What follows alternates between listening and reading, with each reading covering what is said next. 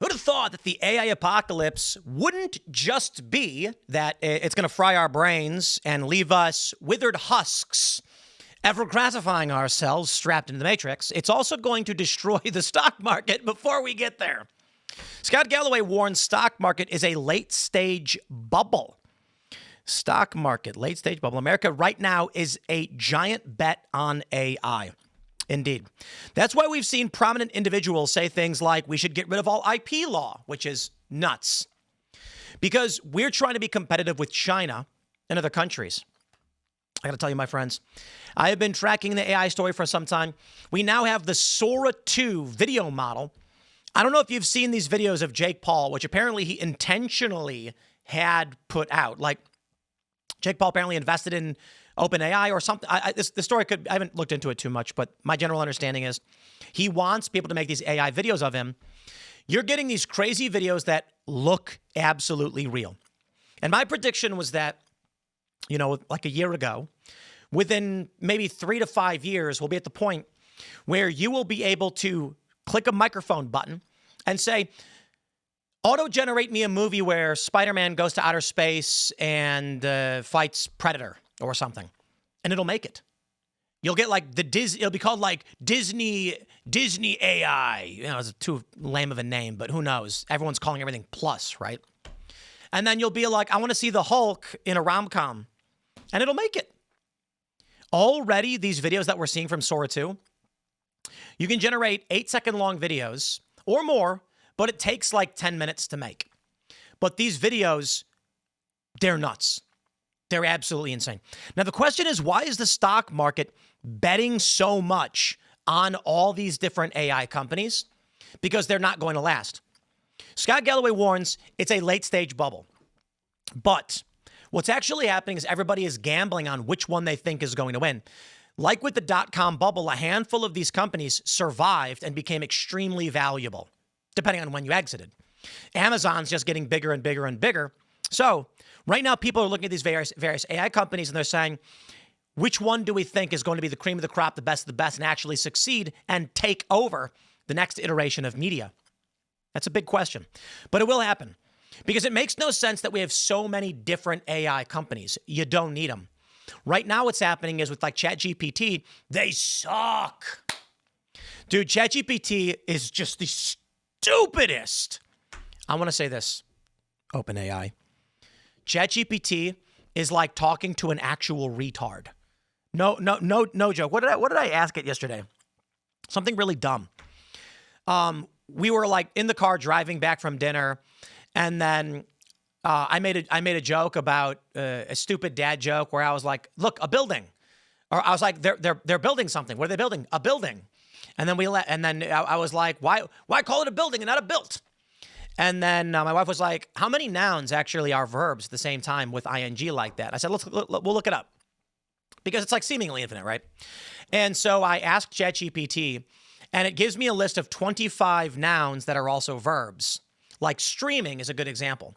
And you're like, wait, streaming? That's not a noun, it's a verb. Because of streaming platforms. It's like, it's used in some context as a noun or whatever. So then I asked ChatGPT, how many words in total are there that end in ing but are also nouns? And it goes 25. And I was like, no, that's not correct. You gave me 25. And he goes, correct. I gave you a list of 25. And I said, how many are there in total? And it was like 20. And I said, ChatGPT, you retard. I am asking you in the English language, irrespective of the list you have given me, how many words? It goes, oh. Well, in that case, and I'm like, well, why do I have to type all this out? ChatGPT is getting stupider every day. Not to mention the censorship. I digress.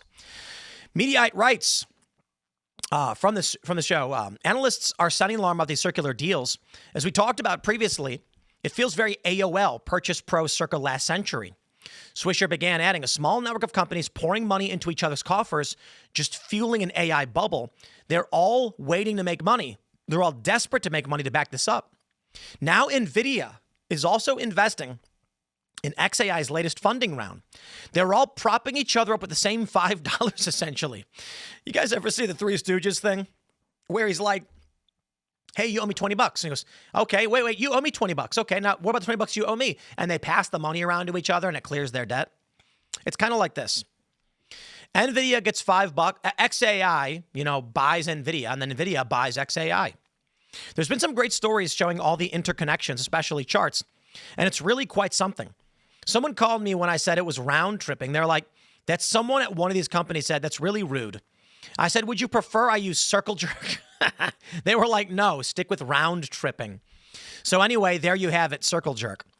Galloway replied, let's do the math. If NVIDIA invests $100 billion into OpenAI, and with the agreement that they're going to turn around and buy and spend all of that $100 billion on NVIDIA chips, they're trading at $4 trillion. So it's approximately a 2.5% dilution of the stock price. So all else being equal, the stock price should go down. Basically what's happening is, you heard it. And NVIDIA says we're going to invest in your tech company, in your AI. The AI says we're going to buy from you. So they've invested in each other, creating a net worth based on them shaking each other's hands. That's crazy. Imagine if there was look, I understand NVIDIA is a product. I understand that AI is a product. But seriously, it's like a guy saying, I'm going to pay you $20 to vacuum my floors. And the person being like, I'll give you the $20 for the vacuum.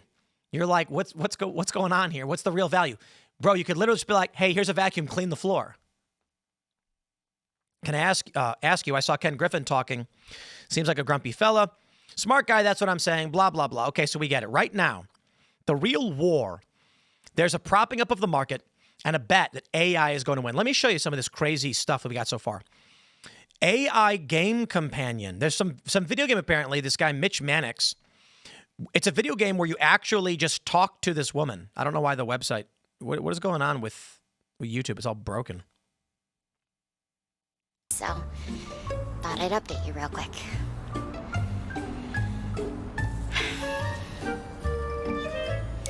So, I have something to confess. Oh god, no, I still don't want any gems, thank you. It's my fault that the ship went down. Oh. I just got too carried away.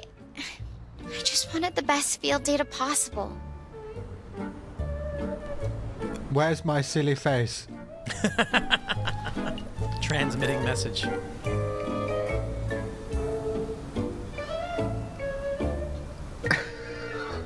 She's certainly not speaking. I've broken it. He's broken it. So this game is, the video game character is stranded on a planet. She video calls. She sends out a distress signal. You answer the call. You talk to her and help guide her through fixing the ship and escaping the planet. But it's full AI. You actually talk. Out how to get into the escape pod, to which we turn to the incredibly intricate tactic of pulling the emergency release. Hey, so this is Dr. Harvey's pod, but it's empty inside. Upon So getting boring. access to the pod, Stella uses the computer inside to find out that it was actually a supernova that caused the evacuation. Wait, so it wasn't the solar flare that I convinced the team to Blah, move. blah, blah. You don't want me to answer that. Boring. Sort of make-a-wish program. Oh, Lord Flaley Balls, you're such a card. Actually a little bit flabbergasted with what Stella is coming out with. I attempt another time to get her to step up to her promise. It makes me think about how small we really are in the grand Blah, scheme. blah, blah. Anyway, the point is, they've had these AI mods for a while now where you can add ChatGPT to a companion in like Skyrim and then actually talk to them. Like with the microphone, to be like, hey, what are you doing? And they'll be like, I'm not doing anything. It is creepy where we are going with AI.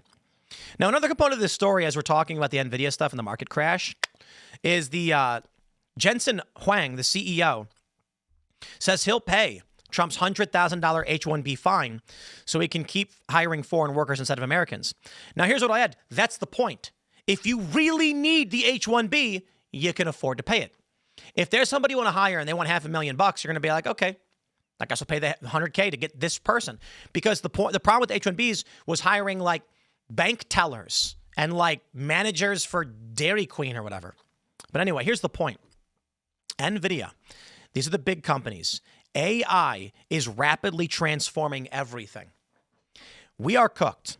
I don't know how this channel survives when you can see the AI videos and the AI games that are coming out. This is rudimentary.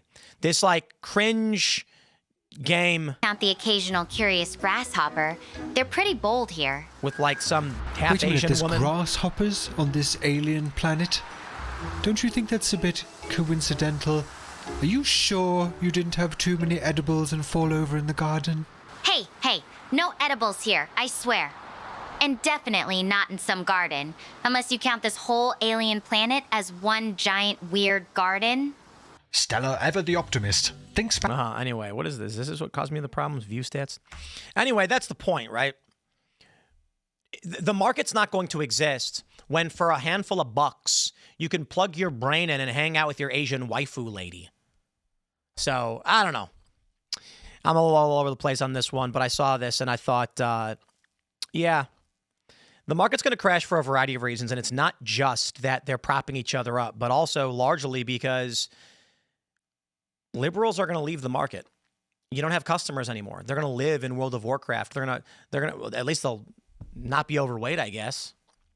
Once you can plug your brain in with read-write technology to the AI stuff, and who knows how long that'll take. Some people theorize that we've already crossed the singularity, the point at which AI is exponentially improving itself, which means it's like, who knows, a week? Maybe we're already there.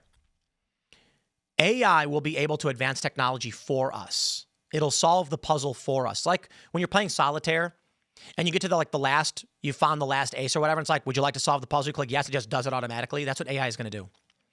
Read-write Neuralink capability will be the end of humanity. Not in any literal sense, but in a figurative sense. Because that's when people can plug their brain in and then just in their minds eat a whole pizza and satisfy their cravings. So you'll drink your meal shake, pop your fiber pill, eat a piece of bread for some, solid matter, plug your brain in, and then just down a whole pepperoni pizza without getting sick, a big old chocolate cake. We are going to live in a very nightmarish dystopia. Or not. Maybe the liberals plug themselves in and just isolate themselves. We'll see. I'll leave it there. Smash the like button, share the show. Stay tuned. More to come. Thanks for hanging out. We'll see you all in the next segment.